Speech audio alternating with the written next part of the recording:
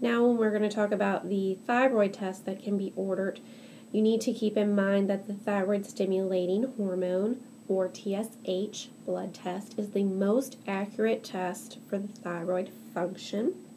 You can see that it is on page 484. In that blood test, their levels of T4 are measured to identify the circulating TSH. The only prep you need to tell your patient ahead of time is no shellfish. It also has a note that TSH values may be increased if someone is on long-term aspirin, steroids, dopamine, and if they're on heparin. The levels could be decreased if the patient takes lithium and potassium iodine. So make sure that you look over the thyroid stimulating hormone. The other thing that is important is to know that thyroxine, which is T4, and your T3, which is your tridoanthririn. Some of these terms for endocrine are just a mouthful. That's why you end up hearing people say T3 and T4. So when we talk about T4, this is a blood test that is used to determine the function of the thyroid. We are looking to try to diagnose hyperthyroidism and hypothyroidism. They're also trying to differentiate pituitary from thyroid as the cause of hypothyroidism. So when we look at T3, it's also a blood test. They're trying to diagnose hyperthyroidism. And it looks like as far as nursing interventions, you're just going to assess the different medications that the patient may be taking prior to having the blood levels drawn. The other thing that can be done is a thyroid scan.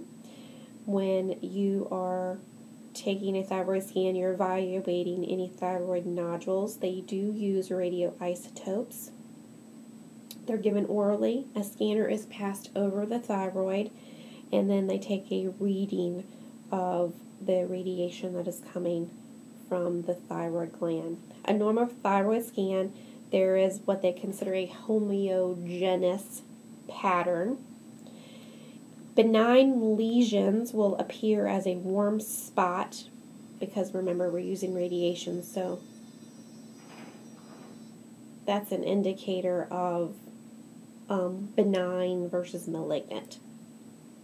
Malignant spots appear cold on the actual reading,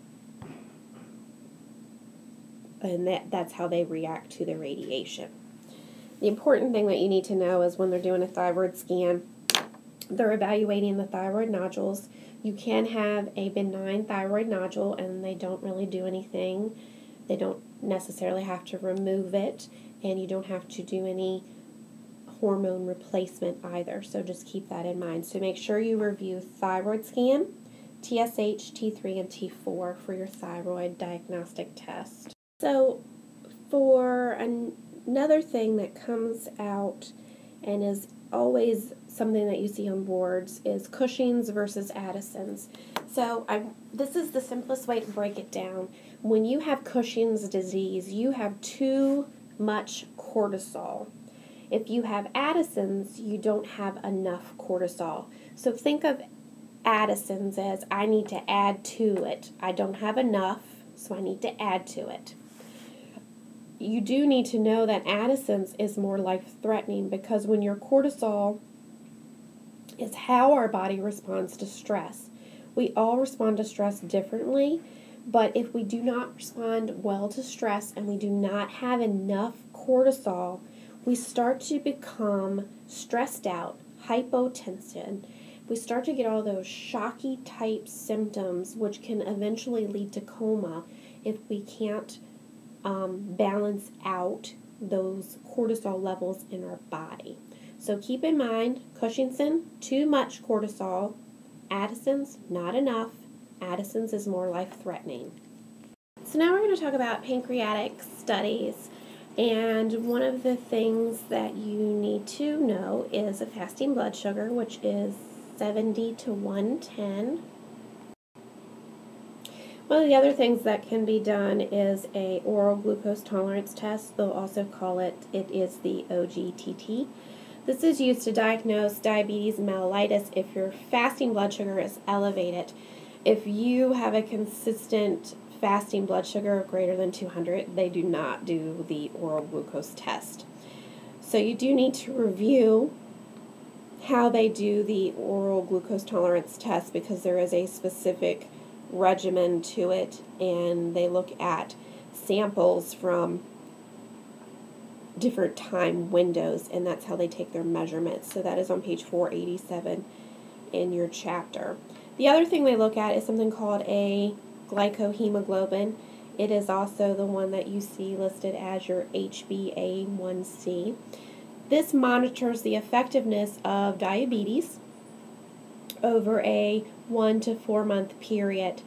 You do need to know that normal HbA1c is 4 to 5.9%.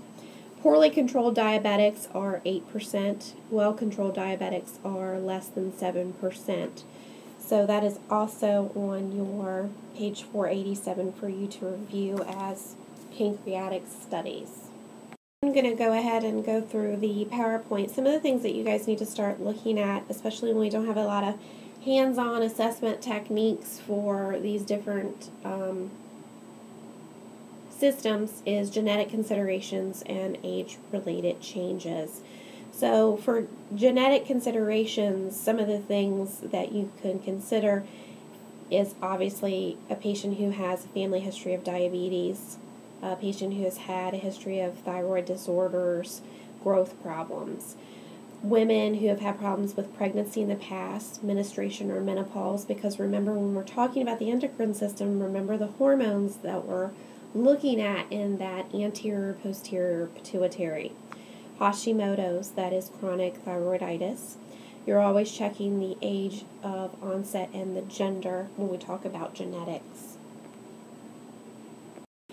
Some of the other things that you always want to think about is when you're doing a health history interview and you're asking questions, there's always, in every assessment chapter, you have that health pattern interview, and it's specific to the system. It's on page 489.